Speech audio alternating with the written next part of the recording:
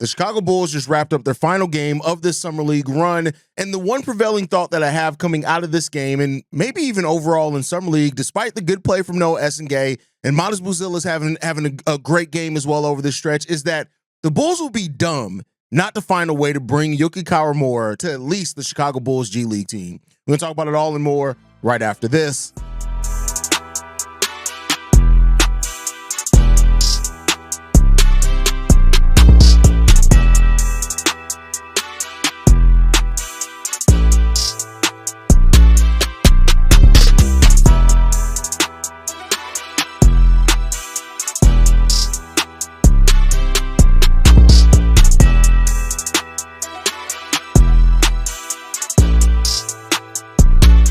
What's going on, Bulls fans? Welcome to another episode of Chicago Bulls Central, your number one spot for everything basketball related. I'm the host, Eric Hayes, but more importantly, you guys can follow the channel at Bulls Central Pod on every social media platform we happen to be on. With that said, let's go ahead and get into this content today, y'all. And for those that have been around this channel for a while, and I'm talking about since the 4 years that this channel has been around, one of the first videos that I have ever dropped on this channel that actually blew up and kind of in a large way on the YouTube side, put me on the map for a lot of people, was that in the summer of 2021-22, I believe it was, maybe it was 2021, when the Chicago Bulls had just acquired Lonzo Ball and Alex Caruso and DeMar DeRozan, and a lot of Bulls fans in that summer were spending a lot of time saying why the Bulls should be trading and moving off of Kobe White. I dropped a video titled, "The Bulls Would Be Crazy to Trade Kobe White," and that was the first video that blew up on this channel.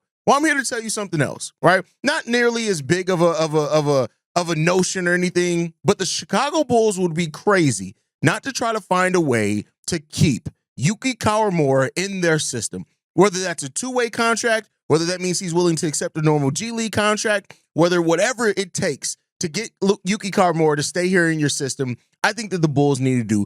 Despite, having Noah Essengay, a rookie that, he had two really good games, one questionable game over the summer league run. But one of the biggest moments that come from him that everybody's going to remember in the summer league run was him getting dunked on by Furpy, right? That's going to be the thing that everybody thinks about. Modest Buzelis, who only played 2 games over the course of this run, had a really good game in game 2. Not so much of a bad game in game 1 either. But again, it was nothing to really write home about. But for those that watched the 5 summer league games for the Chicago Bulls this summer league, somebody that every time they stepped on the court not only upped the level of play by the Chicago Bulls, but dazzled in what he was able to do and how he was able to do it was Yuki Kawamura. Now, this is a guy who finished his summer league run with a final game of 20 points and 10 assists. Now, I get it. We see a lot of that in the regular season. And Yuki Kawamura at 5'8" made it look almost flawless in the way that he was able to go out there and do these things. But the reason why Yuki, to me, is a player that the Bulls have to keep in their system at this point is because of the way that he makes the game easier on the players that are around him. And when you have players like the Chicago Bulls do that you're trying to develop that can't create their own shot, things like that, Yuki's ability to create shots, to create looks, get people easy buckets, not only could develop your Noah Essengay in the time he spends down in the G League, Lachlan Albrecht in the time that he's going to spend initially down in the G League as well. Like, Yuki ups your offense that much. And also, he simulates a level of play that the Chicago Bulls are trying to do with their regular roster and pushing the pace, even being a solid enough rebounder as well. To go over Yuki's stats, in the 5 summer league games that he played, he averaged 23.9 minutes, 10.2 points per game on only 7 shots per game, 42% from the field, 41% from three-point range. He got to the free throw line on average of 2 times per game, hit that at an 81% clip. And at being 5'8", he had almost 3 rebounds per game and almost 7 assists per game as well. By the way, 2.2 steals per game as well. Yuki is a player that makes the game easier on everybody around him. And for a team that has talked about a lot that they want to use their G League system to actually develop a crop of players, guess what?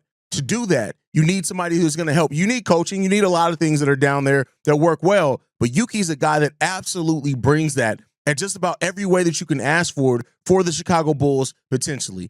I'm not here to knock anybody else, right? When you look at the other players on the Chicago Bulls two-way contracts, you have Lachlan Albrecht, who I think they're invested in and seeing how he's going to develop. You have Emmanuel Miller. and you have Jameer Young. These are the three players that are on the Bulls two-way contracts. And I'll tell you what, I get it.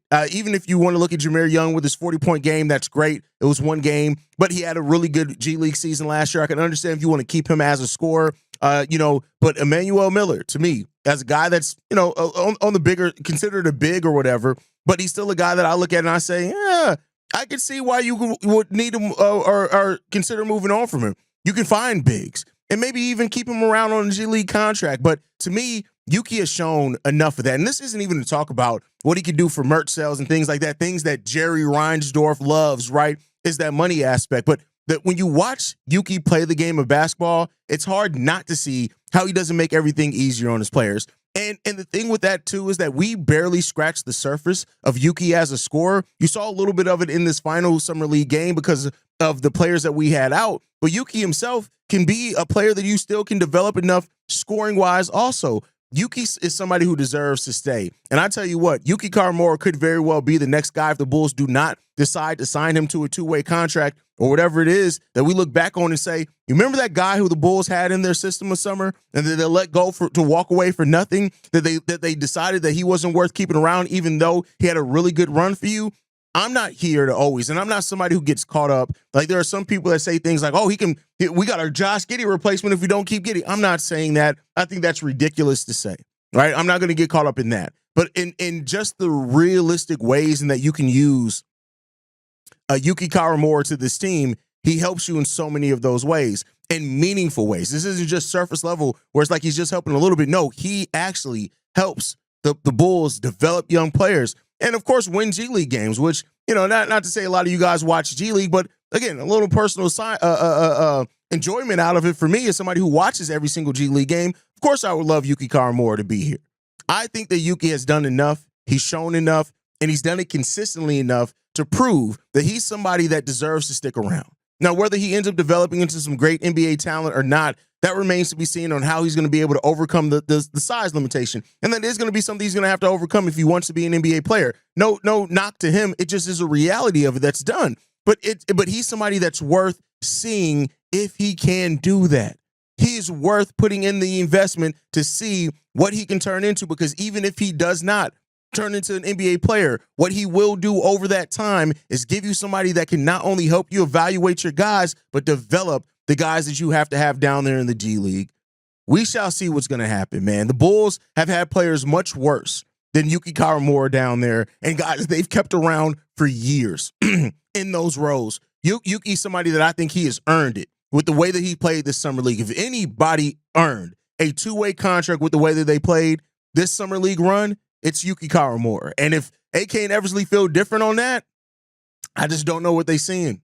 But you guys can let me know how you feel on that down below. Make sure you're following us at Bulls Central Pod. You can send us any feedback, questions, comments, concerns, bullscentralpod@gmail.com. And lastly, if you want to leave a text message and our voicemail for the mailbag, the number to do so, 773-270-2799. We're the #1 spot for everything Chicago Bulls related, but that's thanks to you, lovely and beautiful people. And like I like to end every episode on, go Bulls. Love you guys. See you right if you can, y'all.